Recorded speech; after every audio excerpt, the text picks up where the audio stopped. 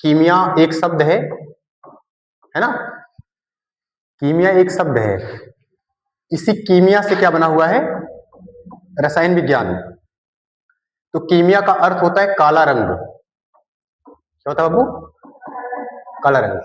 तो हम कह सकते हैं कि रसायन विज्ञान कीमिया शब्द से लिया गया है जिसका अर्थ काला रंग होता है। इतना कह लोगे ना? रसायन विज्ञान कीमिया शब्द से लिया गया है जिसका अर्थ काला रंग होता है, और इसी रसायन विज्ञान को इंग्लिश में बोलते हैं केमिस्ट्री। क्या बोलते हो आप? केमिस्ट्री। तो ऐसा कह सकते हो कि रसायन विज्ञान कीमिया शब्द से लिया गया है जिसका अर्थ होता है काला रंग।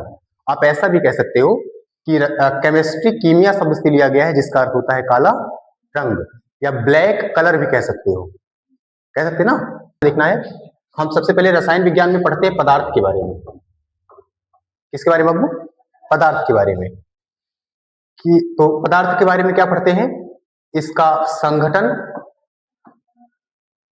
संरचना व रासायनिक क्रियाकलाप। अच्छा, अध्ययन नहीं होता है, अध्ययन नहीं, अध्ययन होता है। अध्ययन व अध्यापन करते हैं। अच्छा, रसायन विज्ञान है क्या? तो ये विज्ञान का एक छोटा सा शाखा है। क्या है बाबू? विज्ञान का शाखा है, यानी साइंस का एक ब्रांच है। जैसे एक पूरा पौधा होता है, पौधे में ढेर सारी शाखाएं निकली होती हैं, वैसे विज्ञान एक पौधा है और उस विज्ञान की ढेर सारी शाखाएं हैं।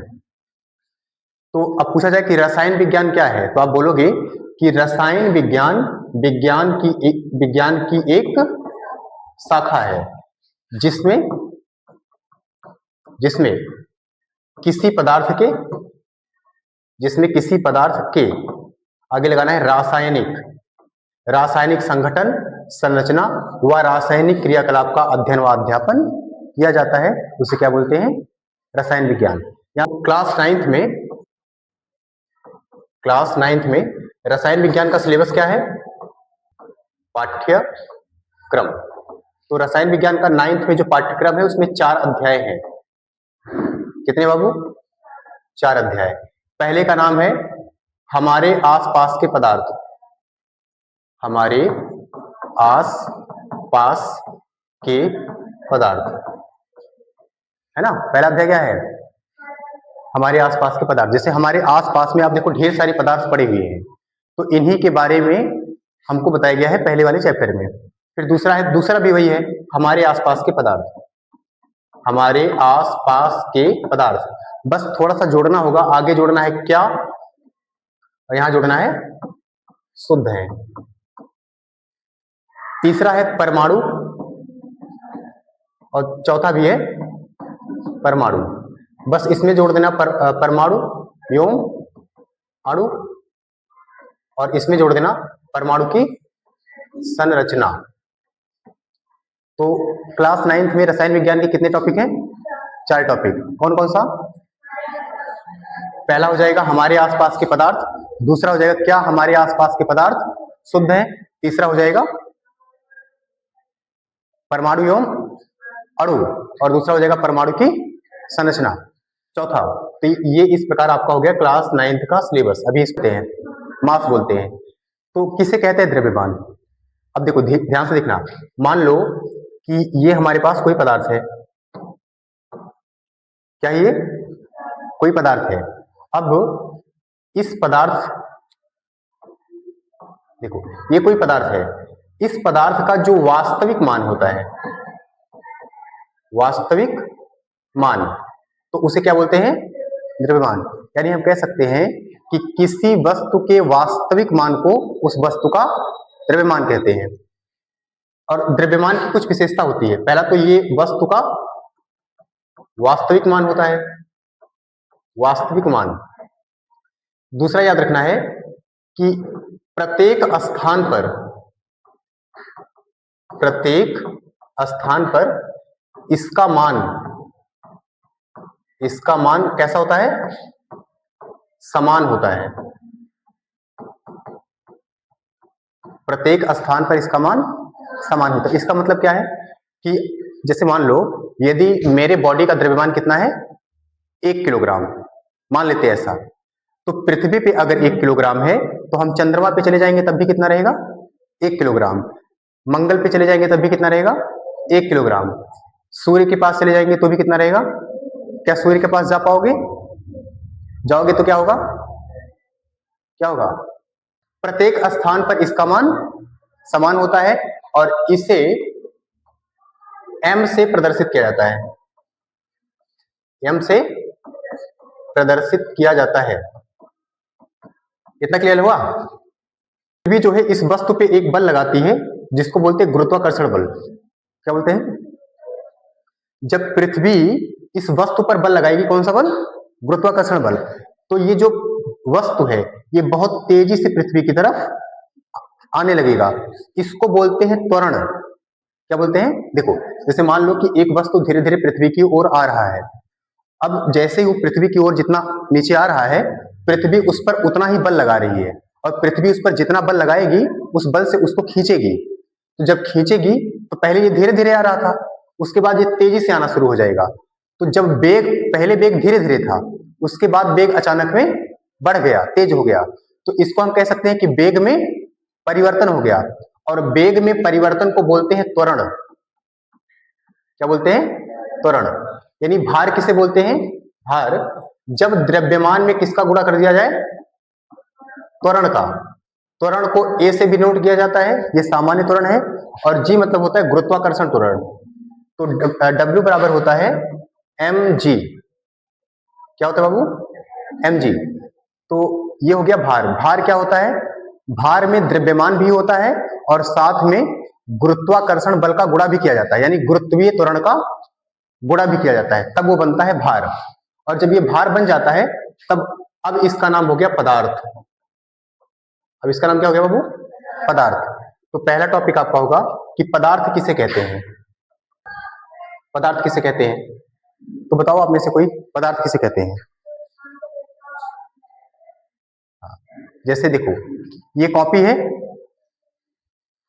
ये कॉपी है ना, तो इस कॉपी ने कितना स्थान घेरा है? ये इतना स्थान कवर कर लिया। कवर करना मतलब होता है घेरना। तो जो पदार्थ होता है वो स्थान घेरता है। इसका द्रव्यमान या भार होता है। क्या होता है बाबू? द्रव्यमान होता है या फिर भार होता है। इसे हम अपनी ज्ञानेंद्रियों से महसूस कर सकते हैं। ज्ञानेंद्रियां क्या होती हैं? ज्ञानेंद्रियां हमारे शरीर का अंग होता है, अंग, जैसे आंख, कान।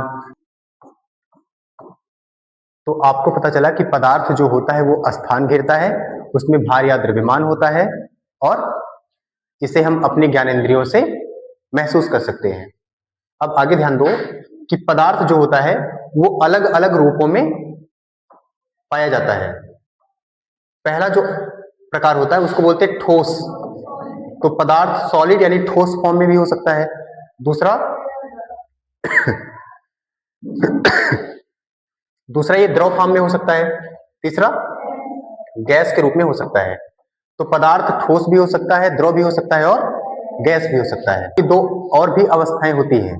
तो जो चौथा अवस्था है उसका नाम है प्लाज्मा।